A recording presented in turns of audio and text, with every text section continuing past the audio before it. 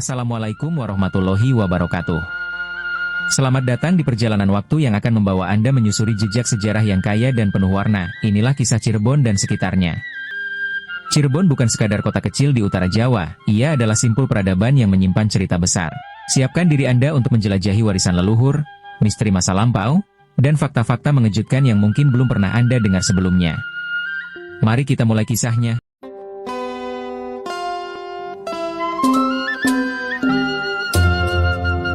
Al-Kisah, Sultan Keraton Kanoman yang bernama Sultan Muhammad Komarudin pertama merupakan Sultan Keraton Kanoman yang ke-12. Pada tahun 1252 Hijriah, yang bertepatan dengan tahun 1831 Masehi atau 1764 Jawa, beliau mengambil keputusan penting untuk mengutus 3 abdi dalamnya.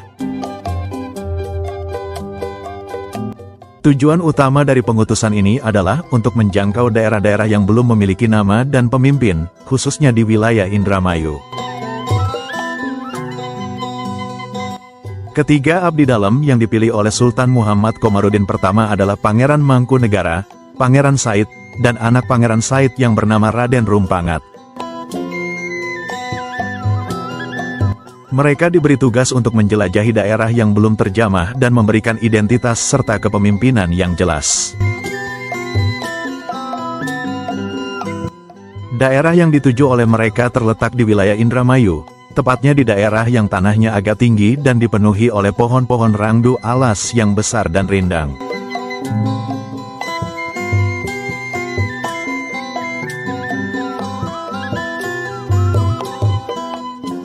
Lokasi yang dipilih oleh Sultan Muhammad Komarudin pertama ini memiliki karakteristik geografis yang unik, dengan sungai kecil yang membelah daerah tersebut. Di sebelah timur sungai kecil ini, terdapat area yang luas dengan pohon-pohon rangdu alas yang menjulang tinggi.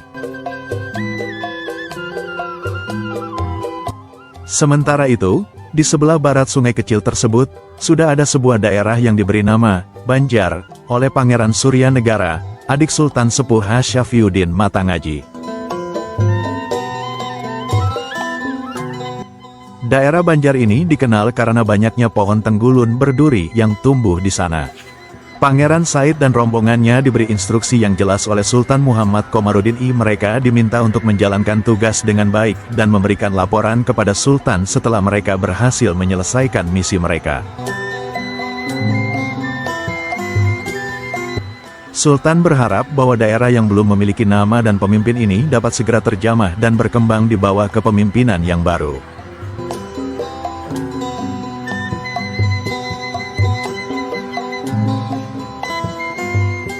Dengan pengutusan Pangeran Said dan rombongannya, Sultan Muhammad Komarudin pertama menunjukkan kepeduliannya terhadap perkembangan wilayah Indramayu. Beliau berharap bahwa daerah-daerah yang belum terjamah ini dapat segera berkembang dan memberikan kontribusi bagi kesejahteraan masyarakat. Melalui pengutusan ini, Sultan juga menunjukkan kemampuan kepemimpinannya dalam mengatur dan mengembangkan wilayah kerajaannya. Singkat cerita, setelah menerima titah dari Sultan Keraton Kanoman ke-12, ketiga abdi dalam tersebut langsung berangkat menuju daerah yang telah ditentukan. Mereka menjalankan tugas dengan penuh tanggung jawab dan dedikasi, sesuai dengan instruksi yang diberikan oleh Sultan. Dengan semangat yang tinggi, mereka memulai perjalanan mereka menuju daerah yang masih berupa hutan belantara.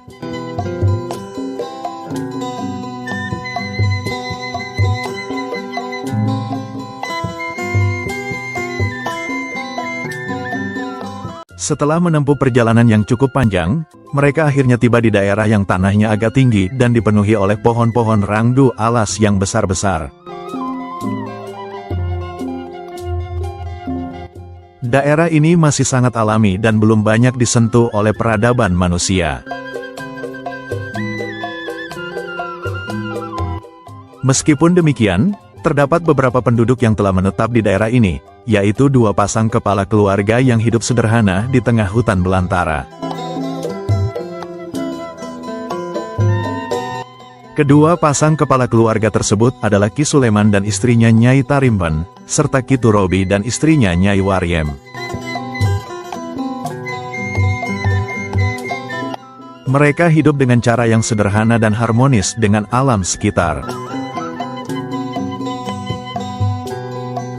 Kehadiran ketiga abdi dalam tersebut tentunya membawa perubahan bagi kehidupan mereka, dan diharapkan dapat membawa kemajuan bagi daerah yang masih sangat alami ini.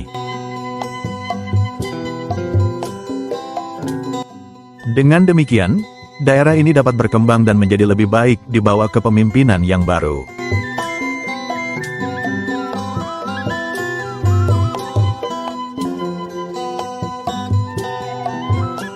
Kedua kepala keluarga, Ki Turobi dan Ki Suleman, hidup dalam harmoni di daerah yang masih berupa hutan belantara. Ki Turobi, yang merupakan saudara tua Ki Suleman, memiliki gubuk yang terletak di sebelah timur hutan pohon kesambi. Sementara itu, Ki Suleman tinggal di sebelah barat, agak jauh dari gubuk Ki Turobi. Selain itu, ada juga seorang pemuda bernama Ki Jumira yang tinggal di sebelah barat gubuk Ki Suleman. Ki Jumira merupakan teman dari kedua kepala keluarga tersebut dan sering membantu mereka dalam berbagai kegiatan. Ketiga orang ini memiliki tujuan yang sama, yaitu untuk membuka hutan dan menciptakan perkampungan yang layak huni. Mereka bekerja sama untuk mencapai tujuan tersebut, dengan membagi tugas dan tanggung jawab.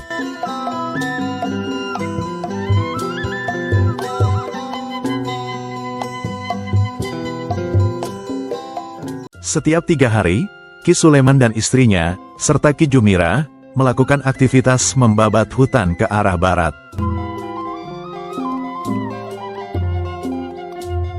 Mereka bekerja keras untuk membersihkan lahan dan menciptakan ruang yang lebih luas untuk perkampungan. Sementara itu, Ki Turobi dan istrinya juga melakukan hal yang sama, namun ke arah timur. Mereka berdua bekerja sama untuk membuka hutan dan menciptakan lahan yang subur. Dengan kerjasama dan semangat yang tinggi, mereka berharap dapat menciptakan perkampungan yang sejahtera dan harmonis. Aktivitas membabat hutan ini tidak hanya bertujuan untuk menciptakan ruang hidup yang lebih luas, tetapi juga untuk meningkatkan kualitas hidup masyarakat di daerah tersebut. Dengan demikian, mereka dapat hidup lebih baik dan lebih sejahtera di masa depan.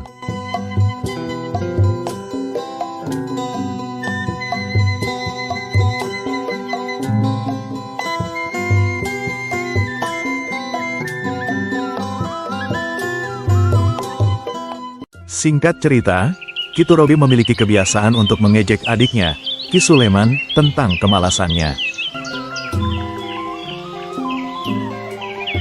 Ejekan ini hampir setiap hari dilakukan oleh Ki Turobi, sehingga membuat Ki Suleman merasa kesal dan tidak nyaman.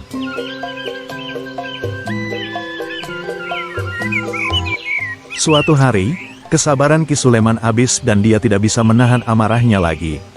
Dalam kemarahannya, Ki Suleman melemparkan terompahnya, sandal, ke arah timur, tepat ke arah Ki Turobi.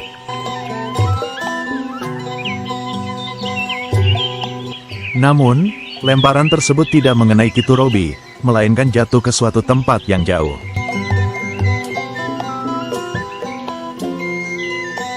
Ki Suleman kemudian berkata bahwa tempat jatuhnya terompahnya itu akan menjadi perbatasan wilayahnya, dan akan diwariskan kepada anak cucunya kelak.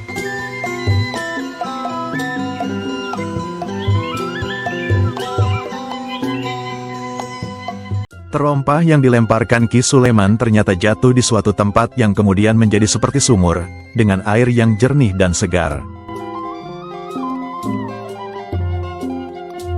Masyarakat setempat kemudian menamakan tempat itu, Sumur Terumpah, sebagai peringatan akan peristiwa yang terjadi antara Ki Suleman dan Ki Turobi. Peristiwa ini tidak hanya menandai perbatasan wilayah antara Ki Suleman dan Ki Turobi, tetapi juga menjadi bagian dari sejarah dan legenda masyarakat setempat. Nama, Sumur Terumpah, menjadi simbol dari kejadian yang terjadi antara kedua saudara tersebut, dan menjadi pengingat akan pentingnya menyelesaikan konflik dengan cara yang damai.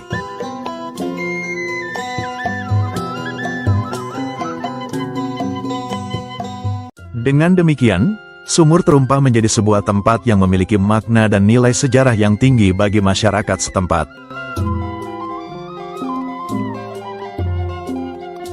Tempat ini tidak hanya menjadi sumber air yang penting, tetapi juga menjadi simbol dari kekuatan dan kebijaksanaan Ki Suleman dalam menyelesaikan konflik dengan cara yang unik dan kreatif.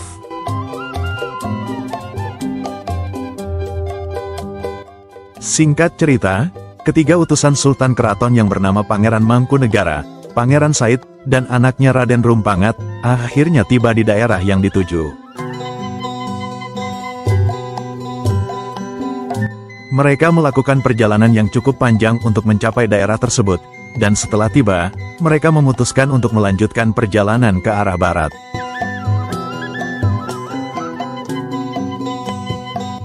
Daerah ini merupakan wilayah yang sedang dibabat oleh Ki Suleman, dan jaraknya sekitar 400 depa dari tempat mereka berada.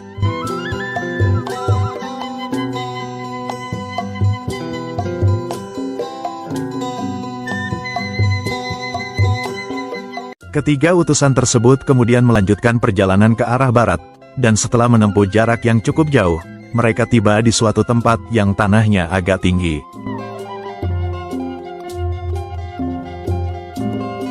Mereka memutuskan untuk beristirahat di tempat tersebut karena daerah sekitarnya banyak rawa-rawa yang sulit untuk dilalui.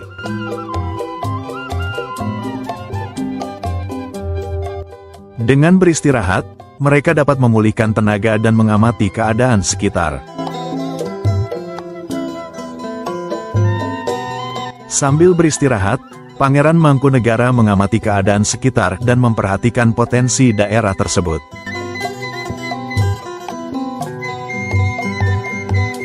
Setelah melakukan pengamatan, Pangeran Mangkunegara memutuskan untuk memberi nama tempat tersebut, Siti Tetengger.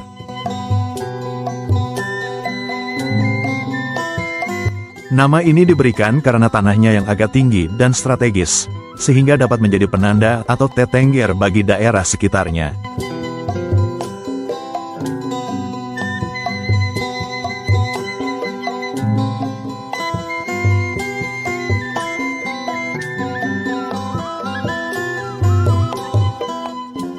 Dengan demikian, nama Siti Tetengger menjadi bagian dari sejarah daerah tersebut, dan menjadi simbol dari keberadaan ketiga utusan Sultan Keraton yang telah tiba di daerah tersebut.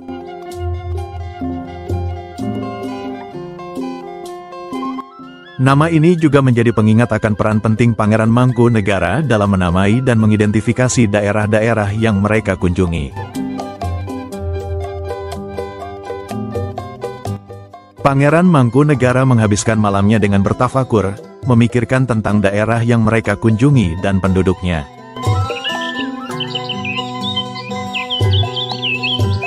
Dalam tafakurnya, dia melihat ke arah timur di mana terdapat sebuah keluarga yang terdiri dari suami istri dan seorang pemuda yang setiap harinya membabat hutan yang penuh rawa. Pangeran Mangkunegara terkesan dengan ketekunan dan kesabaran mereka. Meskipun mereka masih muda-muda, namun mereka sangat rajin dan tekun dalam bekerja.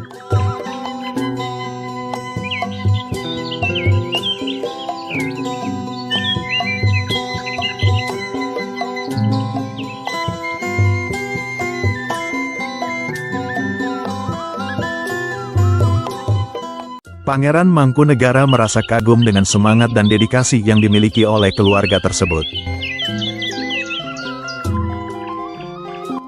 Dia berpikir bahwa mereka pasti memiliki tujuan yang jelas dan motivasi yang kuat untuk membuka hutan dan menciptakan lahan yang subur.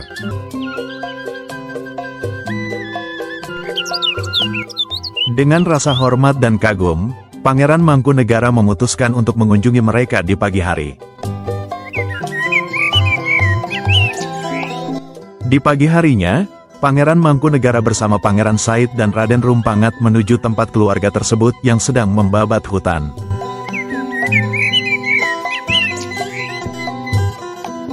Mereka berjalan dengan hati-hati dan sopan, tidak ingin mengganggu kegiatan mereka. Ketika mereka tiba, Pangeran Mangkunegara mengucapkan salam dengan mengucap, "Assalamualaikum warahmatullahi wabarakatuh."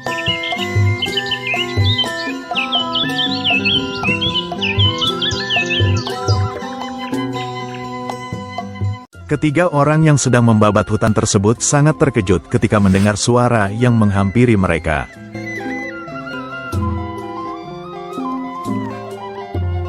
Mereka tidak menyangka bahwa ada orang lain yang datang ke tempat mereka. Dengan cepat, mereka menjawab salam Pangeran Mangkunegara dengan mengucap, "Waalaikumsalam warahmatullahi wabarakatuh." Mereka kemudian menoleh ke arah Pangeran Mangkunegara dan rombongannya, dengan rasa ingin tahu dan sedikit waspada. Pangeran Mangkunegara dan rombongannya disambut dengan ramah oleh keluarga tersebut. Mereka kemudian berkenalan dan berbincang-bincang tentang kegiatan mereka membabat hutan. Pangeran Mangkunegara merasa senang dapat berinteraksi dengan penduduk setempat dan memahami kehidupan mereka. Dengan demikian, kunjungan ini menjadi awal dari hubungan yang baik antara Pangeran Mangkunegara dan keluarga tersebut.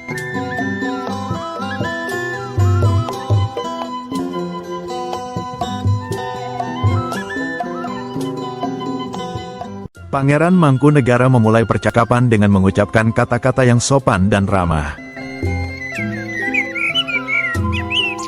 "Anak muda, saya bertiga mohon maaf jika kalian bertiga merasa kaget atau terganggu dengan kedatangan kami," katanya.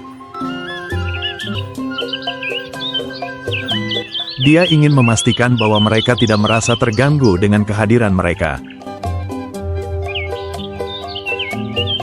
Pangeran Mangkunegara kemudian memperkenalkan dirinya dan rombongannya. "Perkenalkan, nama saya Pangeran Mangkunegara, dan saudara saya ini bernama Pangeran Said, serta anaknya bernama Raden Rumpangat," katanya dengan senyum. Dia ingin membangun hubungan yang baik dengan keluarga tersebut.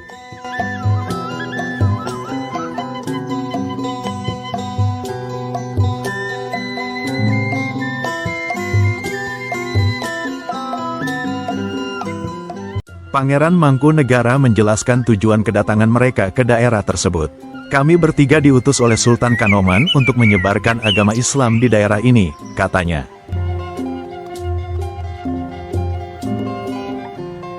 Dia menambahkan bahwa mereka telah berada di daerah tersebut selama 4 hari, dan telah memberi nama Siti Tetengger pada daerah yang terletak di sebelah barat.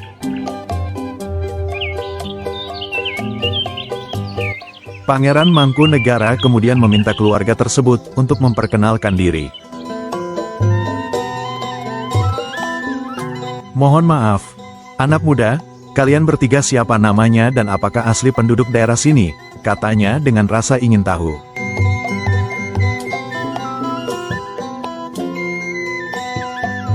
Dia ingin memahami lebih lanjut tentang keluarga tersebut dan latar belakang mereka.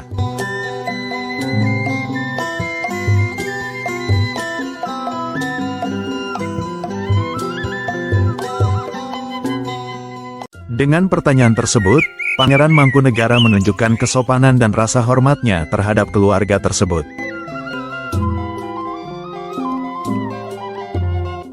Dia ingin membangun hubungan yang baik dan memahami kebutuhan serta keinginan mereka. Dengan demikian, dia dapat menjalankan tugasnya dengan lebih efektif dan membangun hubungan yang harmonis dengan penduduk setempat.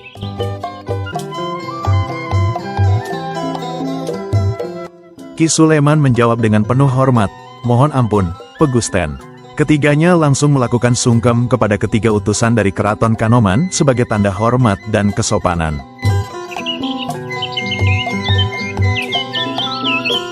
Ki Suleman kemudian menjelaskan bahwa dia tidak mengetahui keberadaan Pangeran Mangkunegara dan rombongannya yang telah berada di daerah tersebut selama 4 hari.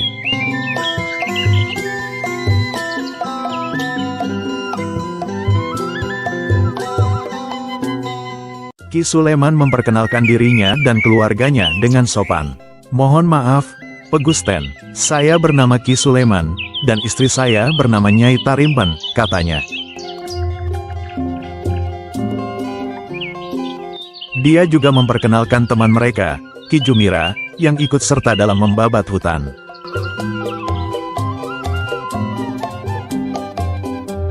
"Kami bertiga adalah asli penduduk daerah ini yang belum mempunyai nama," tambahnya. Ki Suleman menjelaskan tujuan mereka membabat hutan. "Tujuan saya, istri saya, dan Ki Jumira adalah untuk membuat pakuwon atau dusun di daerah ini," katanya.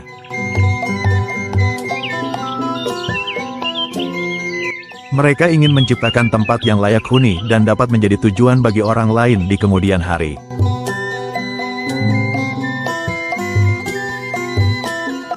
Agar di kemudian hari banyak orang yang datang ke sini, tambahnya.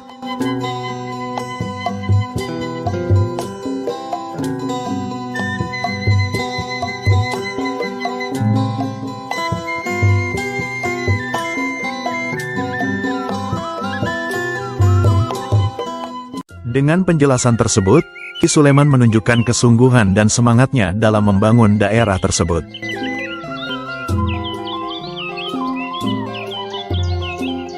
Pangeran Mangkunegara dan rombongannya terkesan dengan tujuan mulia Ki Suleman dan keluarganya.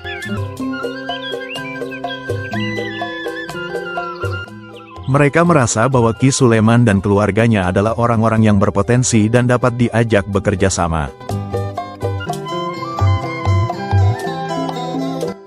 Pangeran Mangkunegara dan rombongannya merasa senang dapat bertemu dengan Ki Suleman dan keluarganya. Mereka berharap dapat membantu dan mendukung upaya Ki Suleman dan keluarganya dalam membangun daerah tersebut.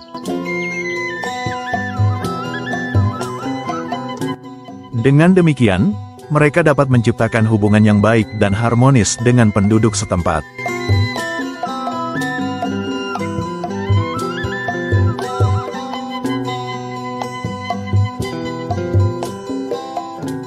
Pangeran Mangkunegara mengucap, "Subhanallah," ketika mendengar cita-cita mulia Ki Suleman dan keluarganya.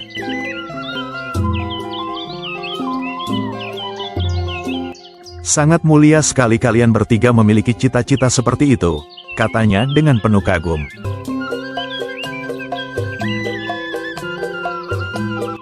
Pangeran Mangkunegara kemudian memutuskan untuk memberi nama daerah tersebut, Blok Patra, yang artinya, keadaan atau situasi.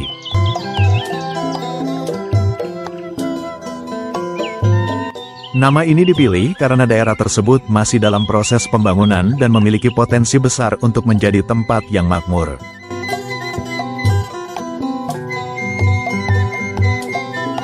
Pangeran Mangkunegara dan rombongannya kemudian menawarkan bantuan kepada Ki Suleman dan keluarganya untuk mempercepat proses pembangunan daerah tersebut.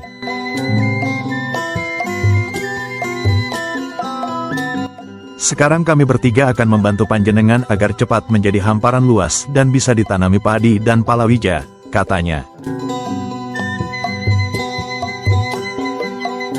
Dengan bantuan tersebut, mereka berharap dapat menciptakan daerah yang subur dan makmur.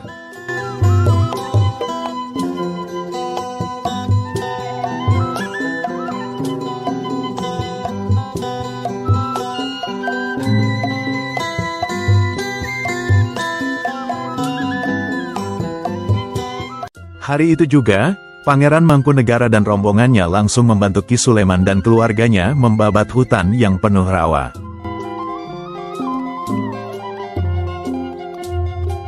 Dalam waktu sepekan saja, hasilnya sudah sangat luar biasa. Daerah tersebut telah menjadi luas dan siap untuk ditanami berbagai jenis tanaman.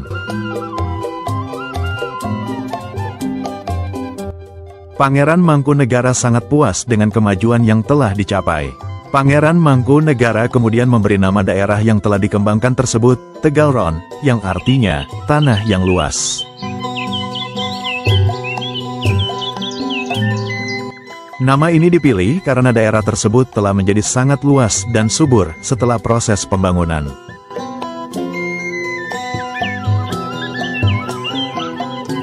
Daerah ini saya namai, Tegalron, katanya dengan bangga.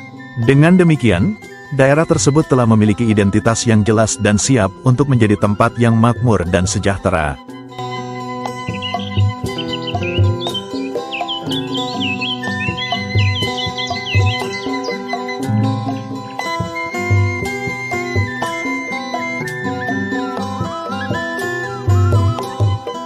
Singkat cerita, Ki Suleman, Nyai Tarimpan, dan Ki Jumira mengunjungi tempat istirahat Pangeran Mangkunegara dan rombongannya di bawah pohon rangdu alas.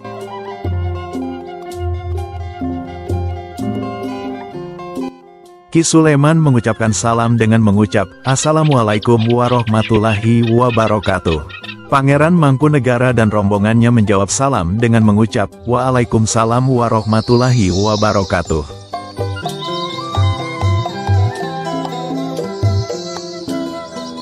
Pangeran Mangkunegara kemudian mengundang Ki Suleman, Nyai Tarimpan, dan Ki Jumira untuk duduk bersama mereka.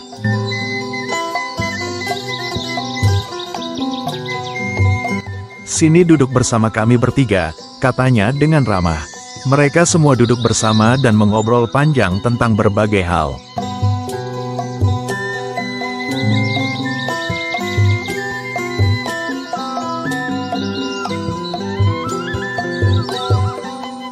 Selama mengobrol, Ki Suleman merasa sangat nyaman dan akrab dengan Pangeran Mangkunegara dan rombongannya.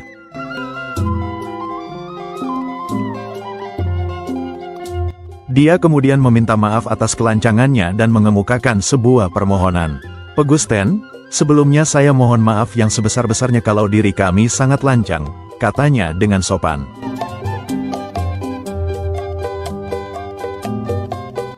Ki Suleman kemudian menjelaskan bahwa dia ingin memberi nama kepada Pangeran Mangkunegara. "Kami akan memberi nama Pegusten, yaitu namanya Ki Ageng Sleman," katanya. Nama ini dipilih karena Pangeran Mangkunegara tinggal di bawah pohon rangdu alas, yang menurut Ki Suleman dapat dinamai Pohon Sleman.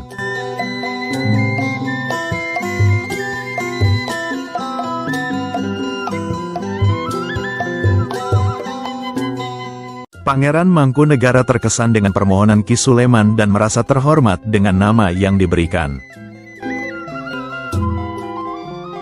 Dia merasa bahwa nama Ki Ageng Sleman sangat sesuai dengan dirinya dan daerah yang mereka tinggali. Dengan demikian, Pangeran Mangkunegara secara resmi diberi nama Ki Ageng Sleman oleh Ki Suleman. Dengan pemberian nama ini, Ki Suleman dan Pangeran Mangkunegara semakin akrab dan memiliki hubungan yang lebih erat. Mereka semua merasa senang dan puas dengan perkembangan yang telah terjadi. Pemberian nama ini juga menjadi simbol dari persahabatan dan kerjasama antara mereka.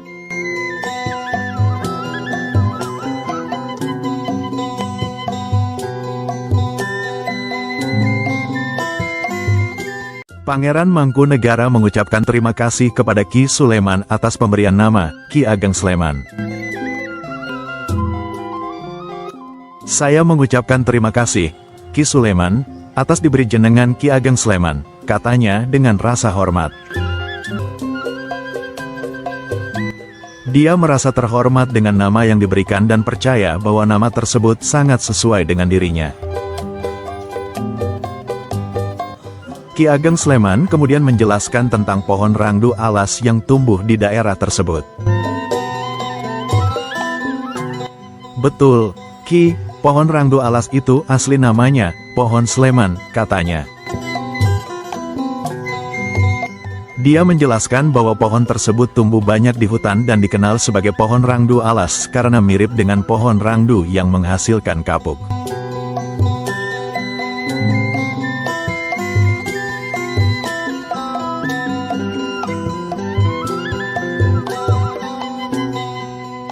Singkat cerita, Ki Ageng Sleman melihat perkembangan daerah yang dibabat oleh dirinya dan kedua saudaranya, serta Ki Suleman dan istrinya, dan Ki Jumira. Daerah tersebut semakin hari ke hari, minggu ke minggu, dan bulan ke bulan menjadi semakin berkembang. Banyak orang yang datang ke daerah tersebut dan ingin menetap hidup di sana.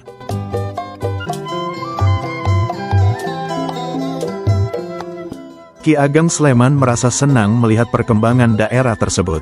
Dia percaya bahwa daerah tersebut memiliki potensi besar untuk menjadi tempat yang makmur dan sejahtera.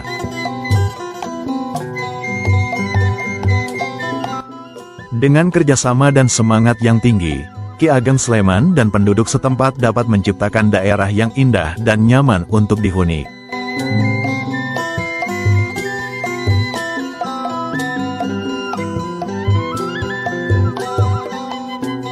Semakin banyak orang yang datang ke daerah tersebut, semakin berkembang pula kegiatan ekonomi dan sosial di sana.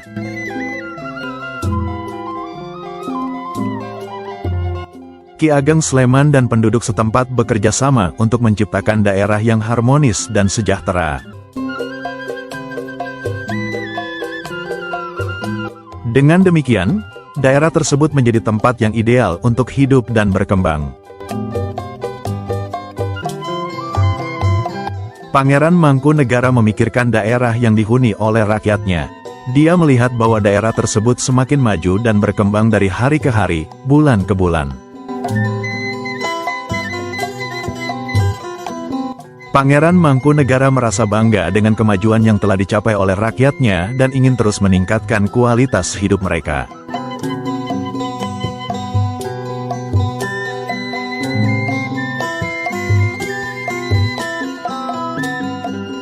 Untuk mencapai tujuan tersebut, Pangeran Mangkunegara bersama rakyatnya memutuskan untuk membangun tempat untuk musyawarah.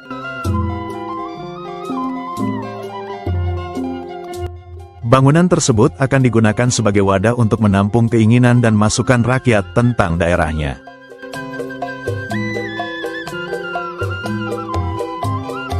Dengan demikian, Pangeran Mangkunegara dapat memahami kebutuhan dan aspirasi rakyatnya dengan lebih baik.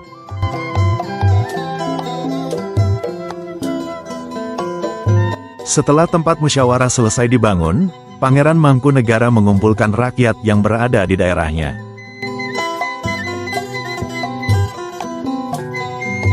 Dia ingin mendengarkan langsung keinginan dan masukan rakyatnya tentang daerah tersebut. Pangeran Mangkunegara berharap bahwa dengan musyawarah ini, mereka dapat menciptakan daerah yang lebih baik dan sejahtera.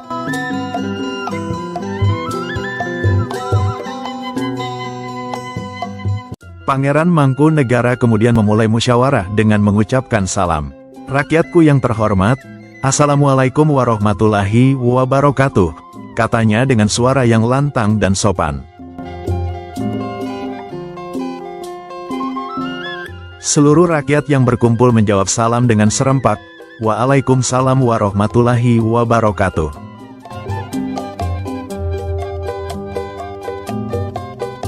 Dengan suasana yang harmonis dan penuh kekeluargaan, Pangeran Mangkunegara siap untuk mendengarkan aspirasi dan keinginan rakyatnya.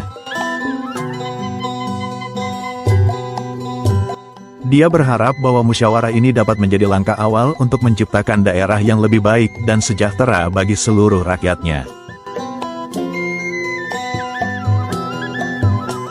Dengan kerjasama dan komunikasi yang baik, Pangeran Mangkunegara yakin bahwa mereka dapat mencapai tujuan tersebut.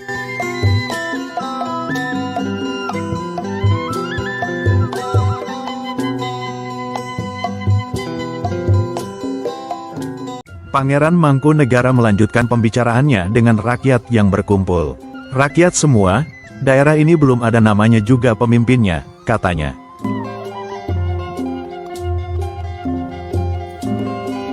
Dia menjelaskan bahwa saat ini masih bulan Jumadil awal tahun 1254 Hijriah, yang bertepatan dengan tahun 1766 Jawa atau tahun 1833 Masehi.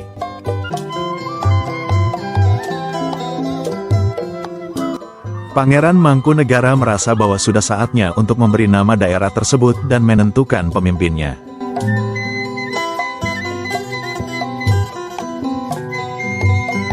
Pangeran Mangkunegara kemudian mengumumkan bahwa nama daerah tersebut adalah Dusun Sleman. Dia juga memberi nama tempat musyawarah tersebut sebagai Groho Kencono Mulia.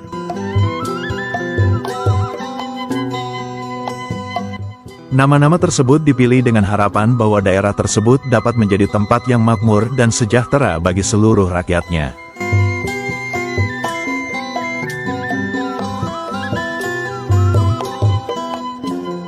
Setelah Pangeran Mangkunegara selesai memberi nama daerah tersebut, Ki Suleman mengajukan pertanyaan kepada rakyat yang berkumpul.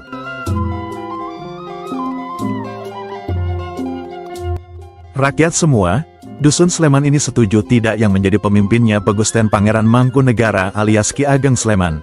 Tanyanya. Rakyat yang berkumpul kemudian menjawab dengan serempak, setuju. Dengan jawaban tersebut, Pangeran Mangkunegara alias Ki Ageng Sleman secara resmi menjadi pemimpin Dusun Sleman.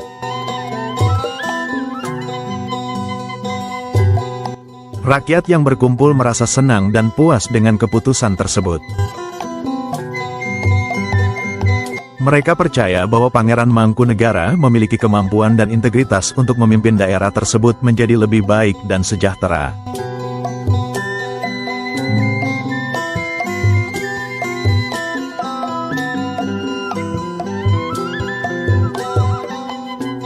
Pangeran Mangkunegara kemudian melanjutkan pembicaraannya dengan rakyat Dusun Sleman.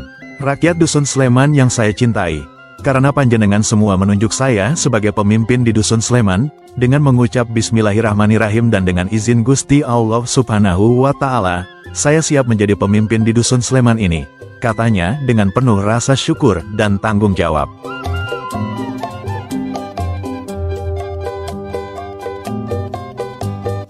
Rakyat Dusun Sleman yang mendengar pernyataan tersebut langsung sujud syukur sebagai tanda terima kasih dan kegembiraan.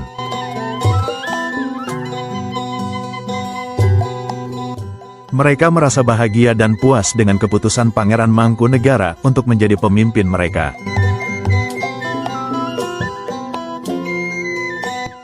Dengan demikian, Pangeran Mangkunegara secara resmi menjadi pemimpin Dusun Sleman dan siap untuk memimpin rakyatnya dengan bijak dan adil.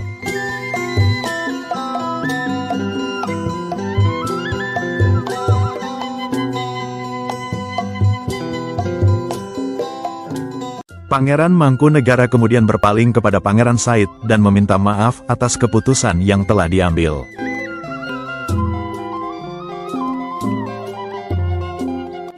Pangeran, mohon maaf, sesuai amanat Sultan, panjenengan sumonggo pulang ke Keraton Kanoman dan melaporkan tentang titah saya bertiga yang sudah berhasil kepada Kanjeng Sultan, katanya.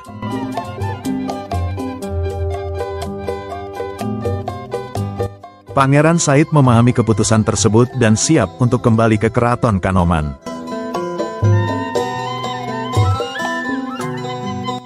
Pangeran Said kemudian berpamitan dan kembali ke Keraton Kanoman sendirian, tanpa ditemani oleh anaknya yang bernama Raden Rumpangat.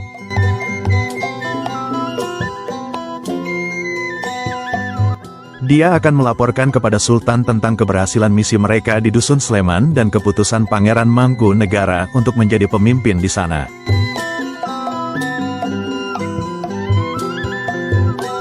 Dengan demikian, Pangeran Said dapat memenuhi amanat Sultan dan memberikan informasi yang akurat tentang keadaan di Dusun Sleman.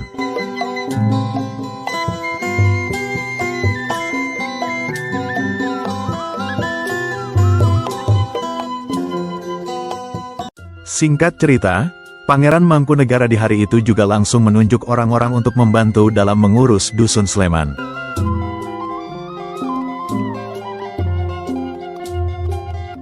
Rakyat masih berkumpul dan menyimak keputusan yang diambil oleh Pangeran Mangkunegara.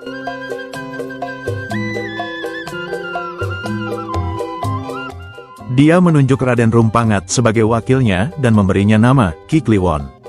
Ki Suleman diangkat untuk mengurusi sawah dengan nama Ki Raksabumi, sementara Nyai Tarimpen diangkat sebagai pencatat dan pelayan rakyat yang membutuhkan surat-surat dengan nama Nyai Tulis, sekaligus mengumpulkan dana dari rakyat.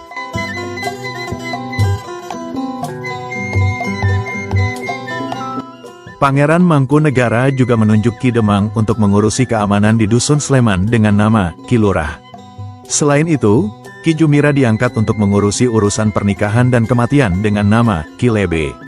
Pangeran Mangkunegara juga menunjuk Ki Seca dan Ki Sela sebagai petugas woro-woro kepada rakyat dengan nama Ki Bekel, dan Ki Sela juga diberi nama tambahan Ki Bayan.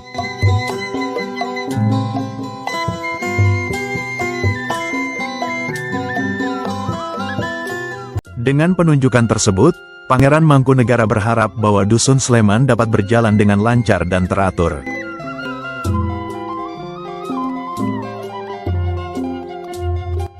Setiap orang yang ditunjuk memiliki peran dan tanggung jawab yang jelas, sehingga dapat bekerja sama untuk menciptakan Dusun Sleman yang makmur dan sejahtera.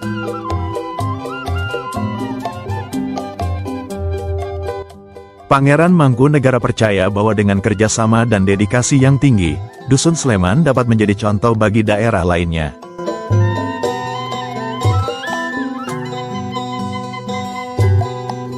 Singkat cerita, pada tahun 1255 Hijriyah, yang bertepatan dengan tahun 1767 Jawa, atau tahun 1834 Masehi, Pangeran Said membawa titah dari Sultan Keraton Kanoman untuk menuju Dusun Sleman.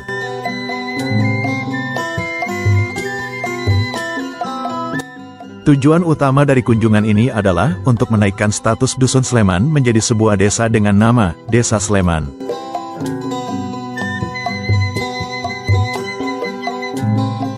Selain itu, Pangeran Said juga membawa pesan dari Sultan untuk memanggil Pangeran Mangkunegara kembali ke Keraton Kanoman.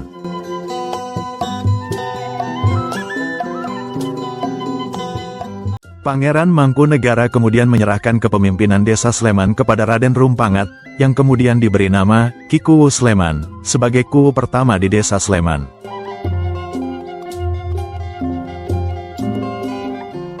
Dengan demikian, Ki Kuwu Sleman menjadi pemimpin baru di desa tersebut dan bertanggung jawab untuk memimpin rakyatnya dengan bijak dan adil.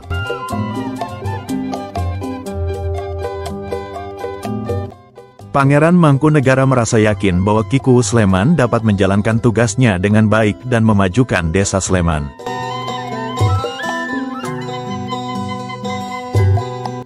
Setelah menyerahkan kepemimpinan, Pangeran Mangkunegara kemudian kembali ke Keraton Kanoman bersama Pangeran Said. Mereka berdua memenuhi titah Sultan dan menjalankan tugas mereka dengan baik. Dengan demikian, Desa Sleman dapat berdiri sebagai sebuah desa yang otonom dan memiliki pemimpin yang bertanggung jawab.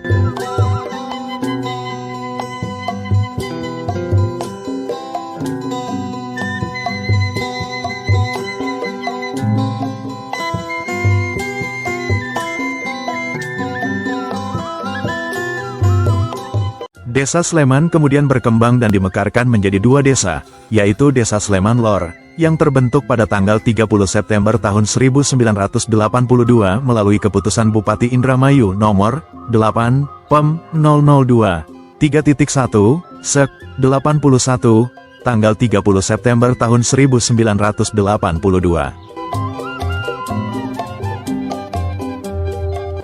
Dengan demikian, Desa Sleman dapat berkembang dan maju dengan lebih baik, dan rakyatnya dapat menikmati kehidupan yang lebih sejahtera.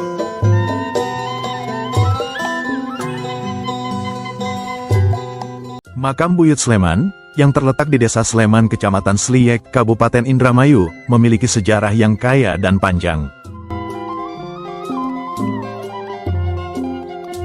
Makam ini telah menjadi tempat ziarah dan penghormatan bagi masyarakat setempat selama berabad-abad. Salah satu aspek yang paling penting dari makam ini adalah keberadaan juru kunci, yaitu orang-orang yang bertanggung jawab untuk menjaga dan merawat makam tersebut. Sejarah juru kunci makam Buyut Sleman mencatat bahwa ada banyak orang yang telah menjabat sebagai juru kunci sejak dahulu kala. Berikut adalah beberapa di antaranya. Ki Redi, yang merupakan salah satu juru kunci pertama yang menjaga makam ini dengan penuh dedikasi. Kemudian ada Ki Ledia, yang dengan sabar dan telaten merawat makam ini. Ki Saten juga merupakan salah satu juru kunci yang sangat dihormati oleh masyarakat setempat.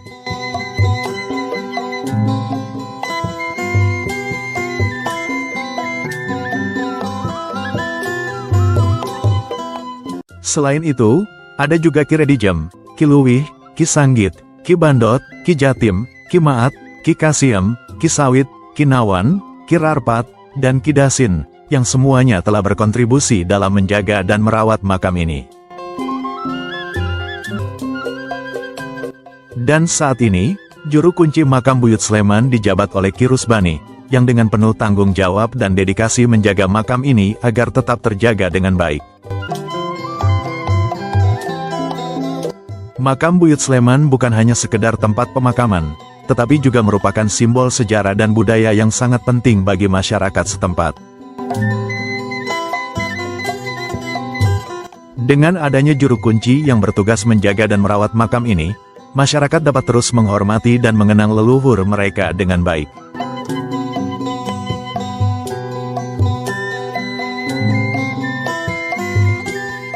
Terima kasih telah menonton video sejarah legenda Cirebon di channel Ki Ageng Singopuro.